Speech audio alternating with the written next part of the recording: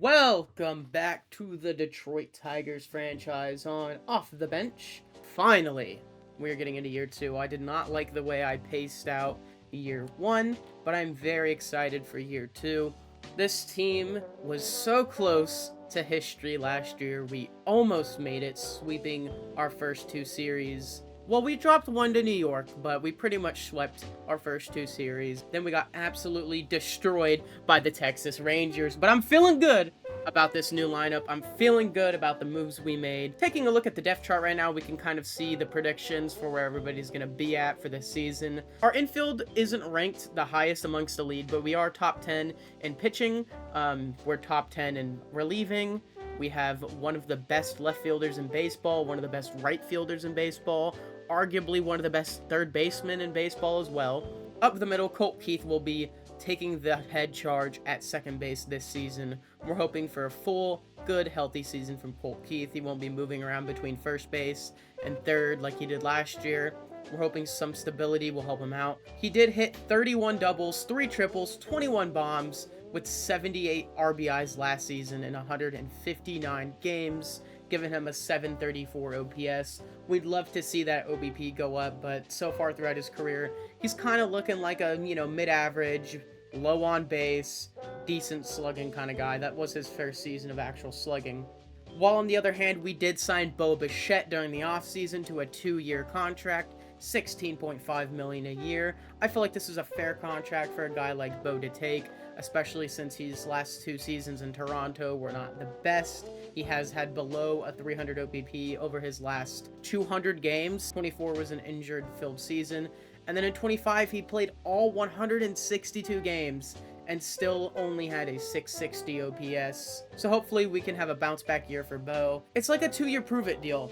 He could prove it this year, that's great. It's still a tradable deal, because if we could trade him, another team will take him on for next year. If he sucks, it is only $16 million, which is steep, but for this team, it's not too bad. And one of our biggest additions this offseason, Adolis Garcia, lit up spring training. He went 3 for 4 his first game, I think. He's just the guy we needed in the DH role. His power ratings are a little deceiving because, yeah, 81, 74, that's not exactly what I said, what I wanted out of a guy, but he does have no issue platooning, and if I really need him to be thrown into the outfield, he can get thrown into the outfield. I was thinking of moving Kerry Carpenter to be the full-time DH, but looking at their ratings, they're relatively the same, just Adolis has a better arm out there. So I'm thinking of actually just, we'll swap the DH role here. We can always kind of move that around. Spencer Torkelson will remain as the first baseman, and then this is how the rest of the lineup is really shaken out. I dropped Jordan Westberg all the way down to like 7th in the lineup. Yeah, that's 7th. Because he was atrocious with us at the end of the year. He was great when we traded for him, and then at the end of the year, he just kind of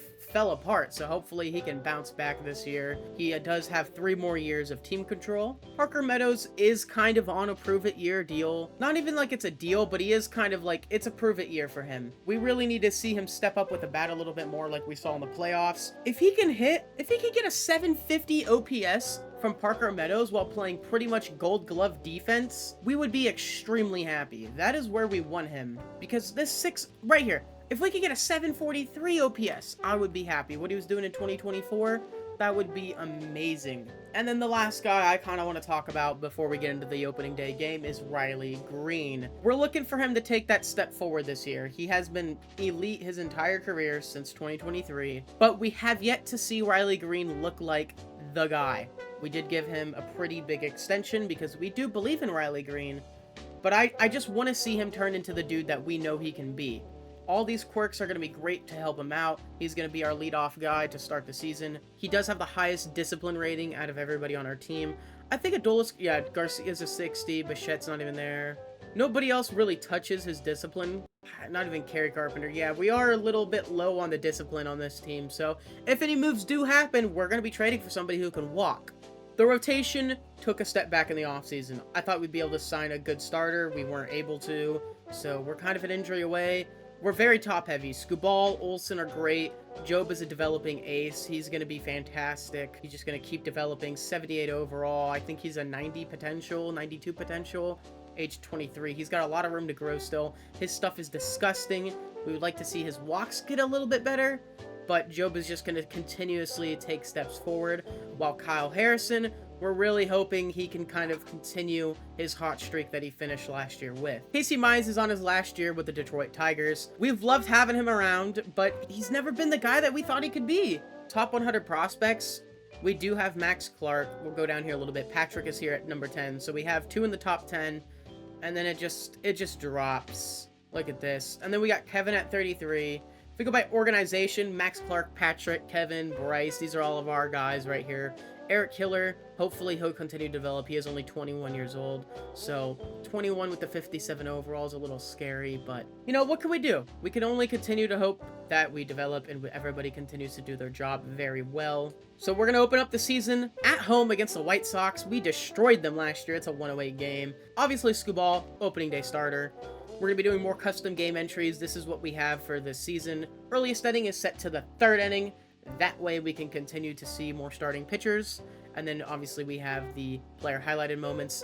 Get ready, this year we're going to be doing more minor league stuff now that we have more guys down there. I set up our scouts already. We have the best possible pitching scout, the best discovery scout, and the best possible position player scout that we can sign and afford. So I'm very, very excited for this upcoming draft. This is my favorite time of year is the draft.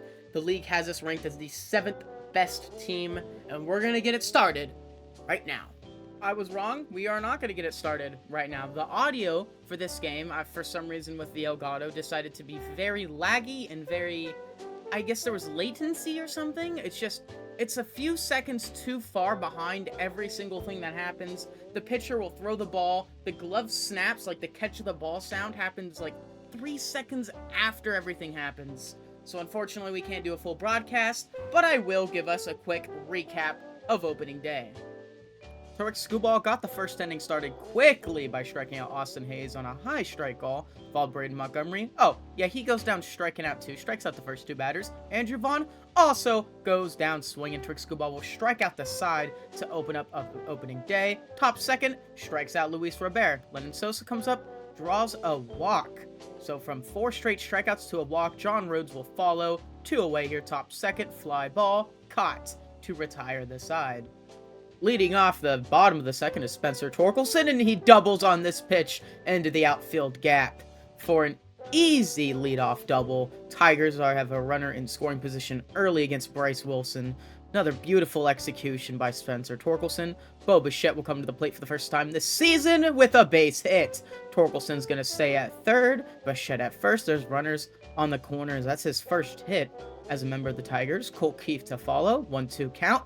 Popped into right field. Is it deep enough for Torkelson to score? But we'll find out because he's rushing home. Throws way offline, and the Detroit Tigers will jump up 1-0 first. Jordan Westberg following now here in the bottom of the second. A little hard hit into left field, but very playable for out number 2. Tigers leave the runner on first still. Jake Rogers up, and he'll hit a ball into left field. Very playable for out number 3 to retire the side, but the Tigers jump up 1-0 early. Top 3, 3-2 count on Colson Montgomery. Skubal's going to lose him on an inside fastball, but he'll strike out Kyle Teal on this curveball. Way to bounce back. Runner on first. 1 away, or 2 away. Fly ball, Braden Montgomery. Green is there to retire the side. Top of the fourth, 1-2 count, 1 away on Luis Robert Jr. Swings to the curveball. That's yet another strikeout for the big lefty here on opening day. 2-2 count from Lennon Sosa. A strike away from getting another. He won't hear that as Lennon Sosa grounds that ball up the middle. Skubal was kind of fielding it to the wrong side. Former Red Sox prospect Dahlbeck at the plate, and he swings to the curveball as well. That will retire the side. Skubal collects 2 strikeouts here in the 4th inning of work. Here we are, bottom of the 4th, 1 out, and it's Spencer Torkelson time. He's already 1 for 1 on the day with a double. Torkelson lifts that one deep into left field. Back at the wall, and gone!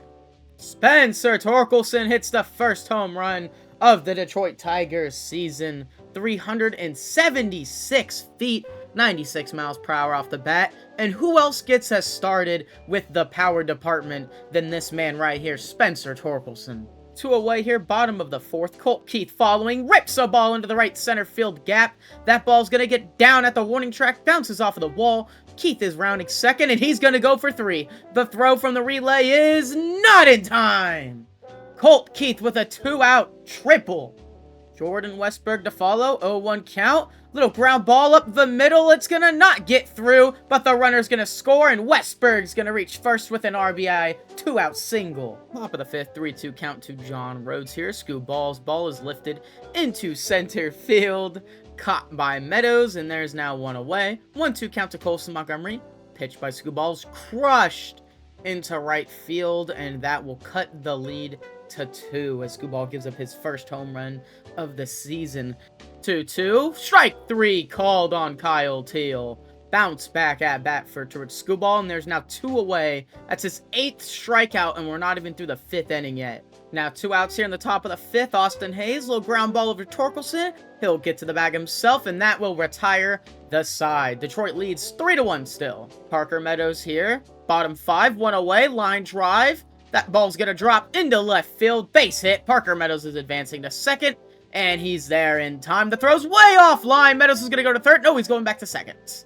Parker Meadows 1-out double here in the 5th. New pitcher for the Chicago White Sox, Walter Pennington takes over. Last year, he appeared in 16 games, 18 innings to a 3 ERA. Pennington, 1-1 count, popped up by Riley Green, and that will be the 2nd out of the 5th inning. Bottom 5, 2-2 count. Swung on and just, not even swung on, chopped at. Down goes Kerry Carpenter, and the side is retired. So a clean 2 batters for Walter Pennington. Bottom 6 now, some Bo Bichette action here with 2 outs. The pitch to Bo is drilled into center field. Back at the warning track. It's going to bounce off the warning track to the wall. Bichette's going to head into second, and it's a 2-out double for Bo Bichette. Runner in scoring position, 2 away. Colt Keith, ground ball. Scooped up at third. Throw from the knees is in time to retire the side. Bo Brisky will come out of the Detroit bullpen. Last year in 2025, he had a great season. 59 innings pitched, an ERA of 3.47. The first batter Bo will face is Bobby Dahlbeck, and he gets him swinging for out number 2. Next up is John Rhodes, ground ball to Westburg. He'll eat that ball up, throw on to first, and the side is retired. We're jumping to the 9th inning, and look who we get to see close the game. Mr. Camilo Duvall. Through 79 innings last year, 2.04 ERA. 1.35 whip was a little insane. The walks were high. Didn't finish as strong as we wanted him to, but here he is on opening day against Andrew Vaughn trying to get the close. 0-2 count to Vaughn. Swung on and missed for out number 1 here in the 9th. More like a chopped on and missed. But there's 1 away, and Luis Robert is to follow. Robert at the plate, 0-2 count, swung on and missed. That's back-to-back strikeouts for Duvall here to open up the 9th inning. And he's 1 out away from getting the save here on opening day. 0-1 count, popped up, Riley Green on the run. He'll be there easily to make the play. And the Detroit Tigers win on opening day against the White Sox by a score of 3-1. I really wish the Elgato did not mess up the camera, or not the camera, but the sound quality. For some reason, just every sound was happening a second after it happened on screen, and there was no way to make any of it match up. I was so upset. But at least we got to get this recap out of the way, and we'll move on to the next episode of the 2026 season. We're going to be visiting our minor league system. We're going to be getting some AA action and some AAA action, so stay tuned for that. Thank you for watching. Make sure you subscribe before you go, and we'll be back soon.